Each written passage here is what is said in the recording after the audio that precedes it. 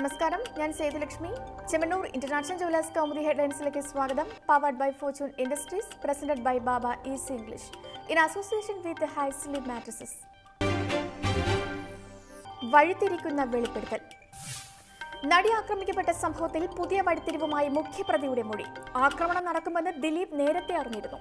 അന്വേഷണ സംഘത്തിന് പ്രതി നൽകിയ മൊഴിയുടെ പശ്ചാത്തലത്തിൽ സംഭവത്തിന് പിന്നിലെ ഗൂഢാലോചന പ്രത്യേകം അന്വേഷിക്കുമെന്ന് പോലീസ്.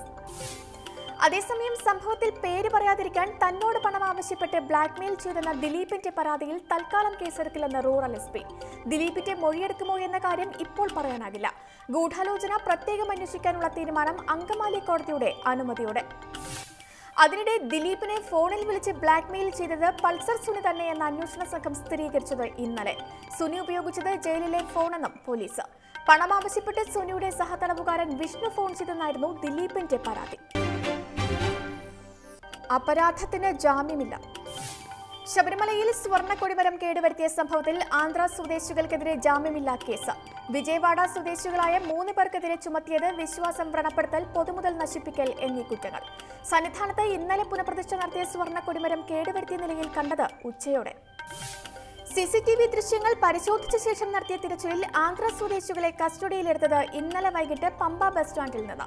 ചോദ്യം ചെയ്യലിൽ കുറ്റം സംബന്ധിച്ച പ്രതികളിൽ നിന്ന് മെർക്കുറി അടങ്ങിയ കുപ്പി പോലീസ് കണ്ടെടുക്കുകയും ചെയ്തു.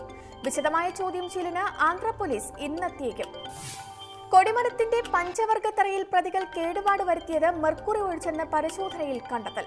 പിടിയിലായവർ സ്വർണം പൂശുന്നതിന് കരാറെടുത്ത ആന്ധ്രയിലെ സ്ഥാപനവുമായി ശത്രുതയുള്ളവരെന്ന് നിഗമനം. 9.16 കിലോഗ്രാം സ്വർണം പൂശിയ ധ്വജസ്തംഭത്തിനായി ചിലവിട്ടത് 3.25 കോടി രൂപ. ചരിത്രമാകുന്ന കൂടിക്കാഴ്ച. പ്രധാനമന്ത്രി നരേന്ദ്രമോദിയുമായുള്ള ട്രംപിന്റെ കൂടിക്കാഴ്ചയ്ക്കൊരുങ്ങി വൈറ്റ് ഹൌസ്. ത്രിരാഷ്ട്ര സന്ദർശനത്തിന്റെ ഭാഗമായി ഇന്നലെ പോർച്ചുഗലിൽ നിന്ന് അമേരിക്കയിലെത്തിയ മോദിക്ക് ലഭിച്ചത് ഊഷ്മള സ്വീകരണം. നരേന്ദ്രമോദിയും ഡൊണാൾഡ് ട്രംപുമായി കൂടിക്കാഴ്ച നടത്തുന്നത് ഇത് ആദ്യം.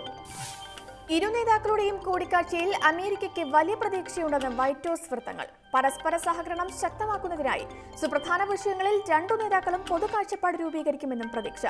നാളെ നെതർലാൻഡ്സ് സന്ദർശിക്കുന്ന മോദി മറ്റന്നാൾ ഡൽഹിയിൽ തിരിച്ചെത്തും. ത്രിരാഷ്ട്ര സന്ദർശനത്തിന്റെ ആദ്യ ദിവസം പോർച്ചുഗലും ഇന്ത്യയുമായി ഒപ്പുവച്ചത് 11 കരാറുകൾ. ഇന്ന് ട്രംപുമായുള്ള കൂടിക്കാഴ്ചയ്ക്കു ശേഷം 19 കമ്പനികളുടെ സിഇഒമാരുമായി ചർച്ച നടത്തുന്ന മോദി നാളെ നെതർലാൻഡ്സിൽ പ്രധാനമന്ത്രി മാർക്ക് റട്ടെയുമായി കൂടിക്കാഴ്ച നടത്തും. മഴയുടെ മടങ്ങിവരവ്. ഇടവേള പിന്നിട്ടെത്തിയ മൺസൂൺ മഴ സംസ്ഥാനത്ത് വീണ്ടും ശക്തം. തെക്കൻ ജില്ലകളിൽ ഇന്നലെ ആരംഭിച്ച കാലവർഷം വടക്കൻ മേഖലയിലും വ്യാപകം. മഴ കനത്തതോടെ തീരദേശങ്ങൾ കടലാക്രമണ ഭീഷണിയിൽ.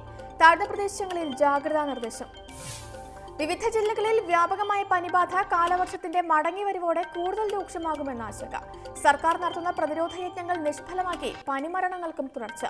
ജനകീയ പങ്കാളിത്തത്തോടെ സർക്കാർ സംഘടിപ്പിക്കുന്ന 3 ദിവസത്തെ സമഗ്ര ശുചീകരണ യജ്ഞത്തിന് നാളെ തുടക്കം. Chemmanur international jewellers Kaumudi headlines സമാപിക്കുന്നു. Powered by Fortune Industries, presented by Baba easy English in association with Hisleep mattresses. അടുത്ത ഹെഡ്ലൈൻസ് 1 മണിക്കൂറിന് ശേഷം. നമസ്കാരം.